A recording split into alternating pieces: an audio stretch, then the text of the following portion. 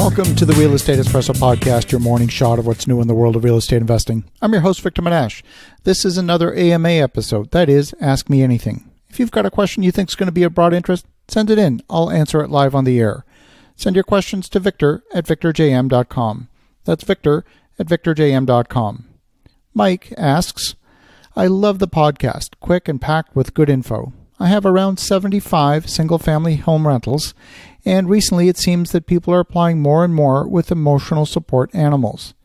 Apparently, I can't say that I do not allow pets in my rental if they have an emotional support animal.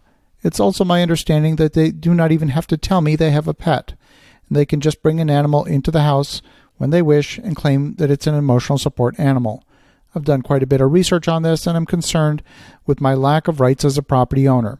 It seems as if I can't charge any pet fees or pet deposits as well. I can't really even ask any questions related to the animal at all once it's in the house. I know it's been a problem for airlines and college campuses, and it seems increasingly one for us. Love to hear your thoughts on this. Thanks again for a great podcast. Well, Mike, thank you for the kind words, and thank you for a great question. There are multiple sources of tenant damage that can happen, and pets for sure can be a source of damage, but they're only one of several possible sources. Some of the literature I've read on the topic suggests that pets are nowhere near the top of the list in terms of sources of damage to a property. The number one cause of property damage in terms of cost, you'll never guess this, is children. There's no way you would ever tell a tenant they can't have children on the property. That would violate virtually every landlord-tenant rule anywhere in existence. The second highest cost in terms of damage is smoke damage from smokers. The reason is that a coat of paint won't solve the problem. In the case of chain smokers, I've experienced having to put multiple barrier coats of sealing primer and then finally 2 coats of finished paint.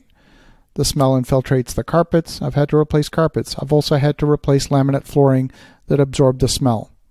Pet damage is further down the list, and it falls usually into one of 3 categories. Number 1, pet waste.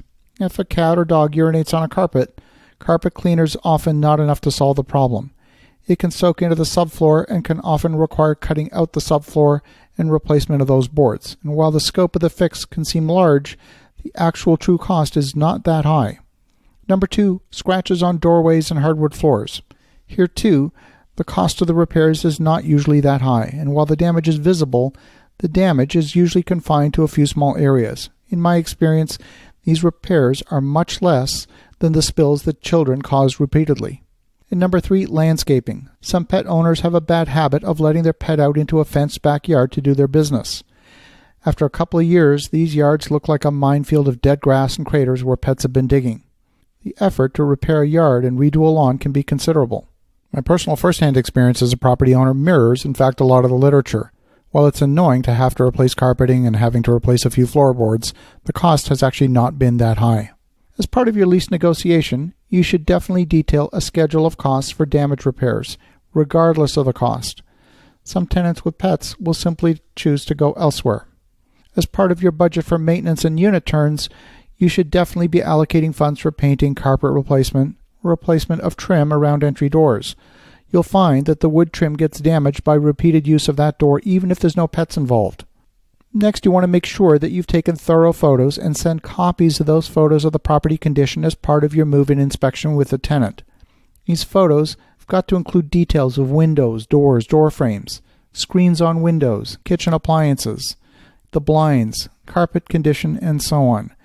These photos are going to be your best defense when it comes time for the tenant to vacate.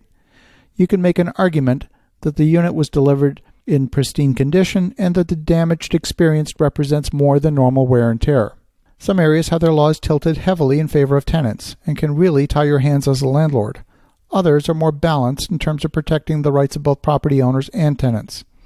My personal opinion is that pets have earned an unfair reputation for property damage compared with some of the other leading causes. They don't usually do as much damage to a property as the urban legends would have you believe. I want to thank you, Mike, for an awesome question. Hopefully this gives you a bit of perspective. In the meantime, for both you and the listeners at home, have an awesome rest of your day. Go make some great things happen. I'll talk to you again tomorrow.